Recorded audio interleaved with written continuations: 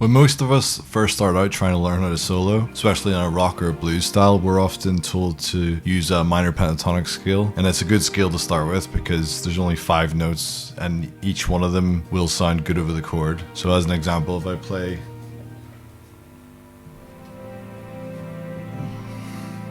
an A minor pentatonic scale,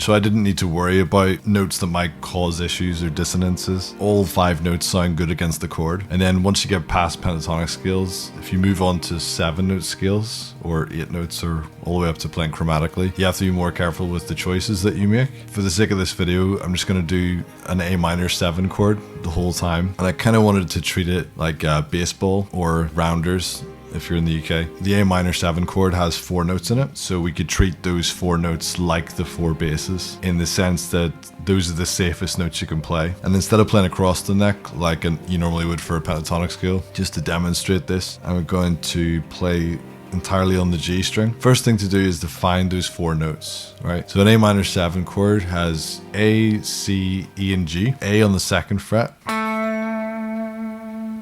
C's on the 5th fret, E's on the 9th fret, and G's on the 12th fret. And then those 4 notes are repeated again.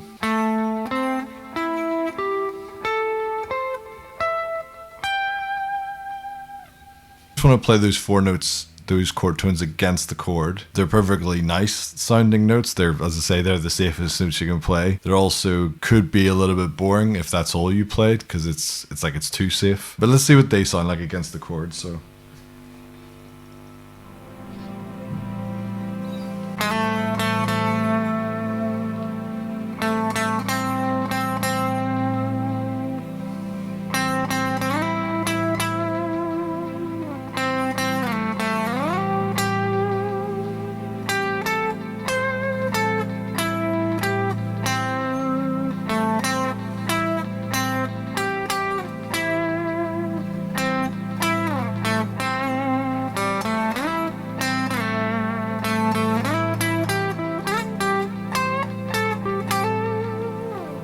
a lot of you might be going, well, that sounds kind of like pentatonic-y, and it will do, because if a pentatonic scale's only got 5 notes, 4 notes, as in the arpeggio, I'm just playing plus 1 note. You know, if I play, there's the arpeggio that I just did on 1 string. The pentatonic scale only adds 1 note to that, which is the D, which is the 4th. So it's the only note that would add a little bit of color to what we're doing already. And the 4 is a good one because it's the only color that's not clashing with any of the chord tones. If you're going to add one, it's a good one to add. But if we go beyond pentatonic, so let's say it's just the A natural minor scale. So now it's a 7 note scale. So there's 2 extra notes added to the pentatonic. The first one, this B note, and the reason it creates more tension is because it's right next to C. So just to show an example on the guitar, if I play the open B string, and then I play a C note on the G string,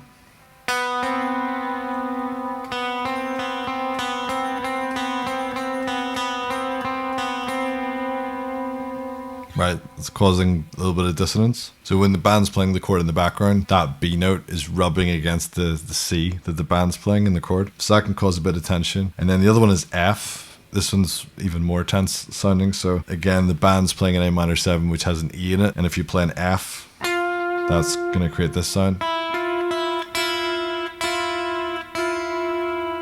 So the B against the C, and the E against the F. Right, so if you ask the average person, like, do you like the sound of that? But not really. So this is where when you're improvising, you have to not just mindlessly play these notes, which you can get away with when you're playing pentatonic scales because all of the notes sound fine. There's no rubs. Right, you can still use them and you want to use them because that's where the drama is, but you have to know that you're about to hit it before you hit it, so you expect the dissonance before you happen. Not surprised by it, you know. I'll just play a little bit against the chord again so you can hear what that sound, the B, like we'll do the B first and just listen to how it sounds against the chord. right? Normal chord tones. And then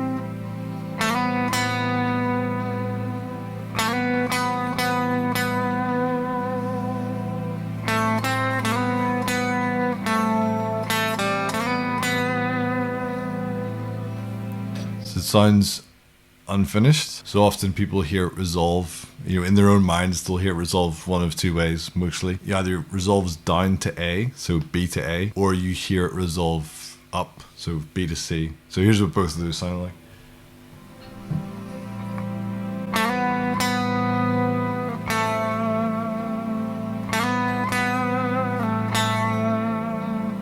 And up.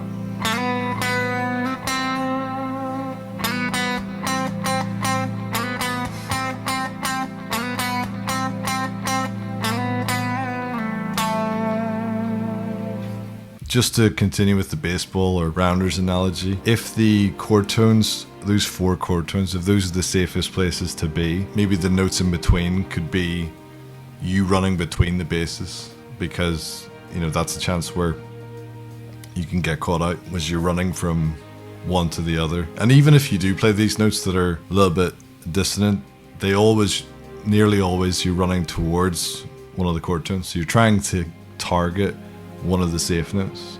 Jazz musicians or film composers will have the last note be one of these colors, just to have a sense of like unfinished, like yearning or something, but rather than one of the safe notes. But generally speaking, when people are improvising, they're trying to aim towards the chord tones because they sound like you finished the phrase or you know what you're doing. So that's what the B sounds like. So that's actually not, in terms of the B and the F, that's definitely the less controversial of the two. But let's hear what the F sounds like.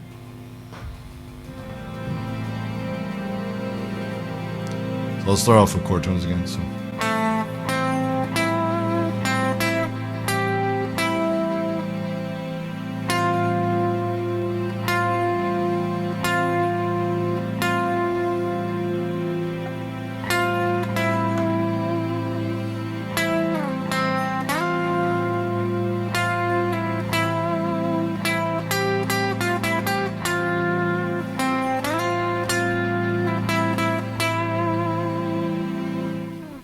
Adds drama to what you're playing, but your ear feels like it's incomplete, it's unfinished, it needs to still go somewhere else. And the most popular choice is E, so it's more common to resolve downwards when you're playing the 6th, in this case F. Those are the only 2 notes that would cause dissonance, right? So you have the 5 notes that you're already familiar with from the pentatonic scale, these 2 notes that you're adding, but unlike the 5 notes in the pentatonic, you could noodle mindlessly up and down, happy as Larry, it doesn't matter. These 2, once you start adding, you got 7-note scales and 8-note scales and beyond, as you keep adding, then chromatic notes, which are completely outside the key, where these type of rules or guidelines.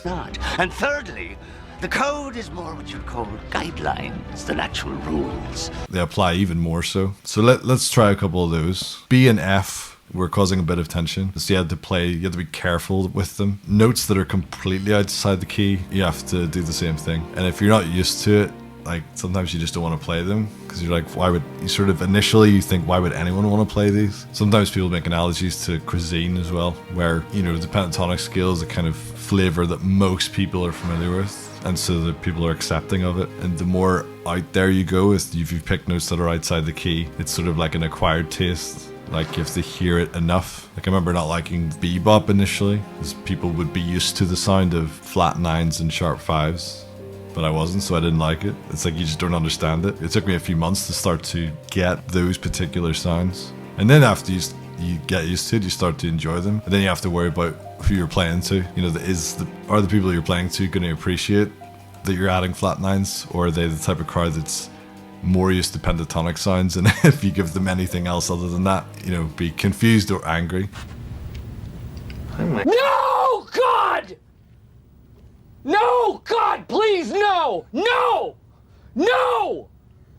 No! But let's choose a couple of those ones. So I've already played the B, which is the 2nd note of the scale, or the 2 or the 9 again. The reason why I'm calling it 9, by the way, is some people will call, if I'm playing an A minor scale where A is the 1, B is the second note of that scale because B comes after A. But if you travel all the way up the octave, like 1, 2, 3, 4, 5, 6, 7, 8. So 8 is the octave of the 1. Right, same note, therefore 9 is the same as 2. And that goes for the same as 4. You know, sometimes 4 is called 11 and 6 is called 13. Just in case, you know, you were wondering why I keep saying 2 or 9. Okay, so let's try not the B natural, which is what I started with, but the B flat.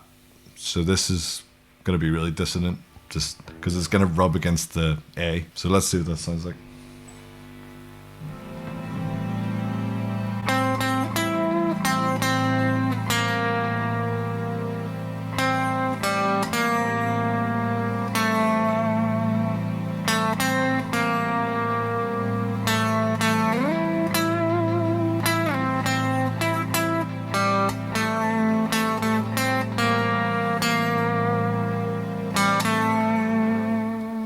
If some of you are familiar with some of the other modes that you can play, maybe that wasn't that dissonant for you because you've heard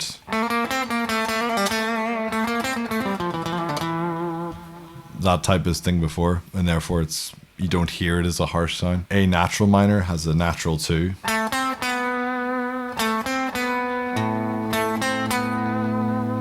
Whereas Phrygian has a flat 2.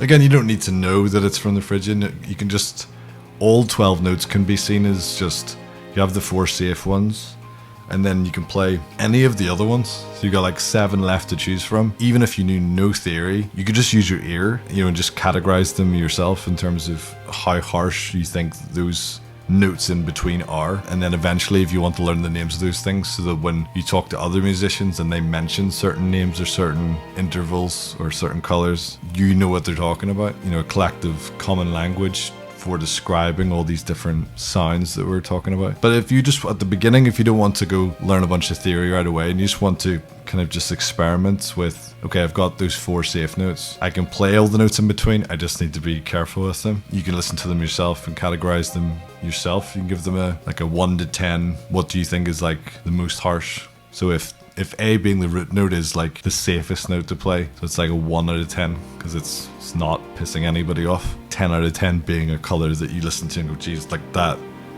that's as tense as it gets. You can make your own personal list for how dissonant all these choices are. Another one that's quite harsh would be to play a major third in a minor context. Again, it's this type of, more of that. This might be one of the worst actually.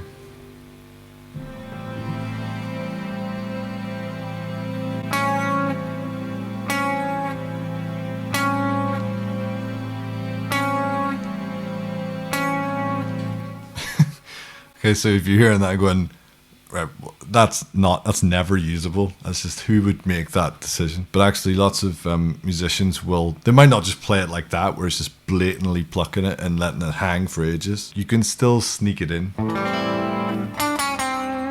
Like, I know that C natural is the safe note, right? It's one of my basses. But if I play D, then C sharp, then C, so I can play it in passing. And, you know, as long as I finish on a safe note, the ear will kind of accept it. You know, people will go with you. So let's try that.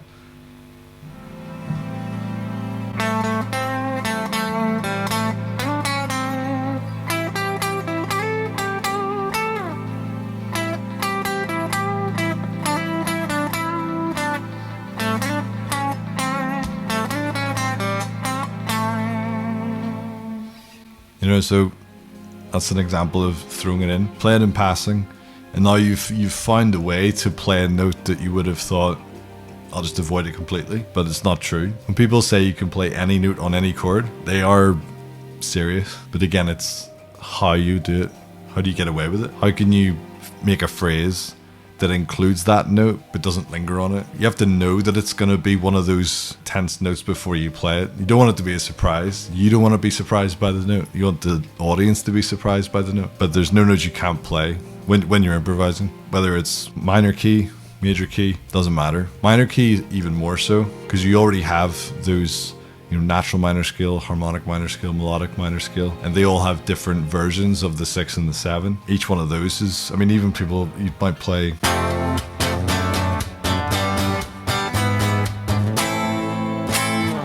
You know, if you're playing in a key of A minor, all of those chords, if you put all those 3 scales together, build all of their chords, and then just write them in a list, you know, that's coming from A natural minor, that's coming from Dorian, or melodic minor, natural minor again, harmonic minor.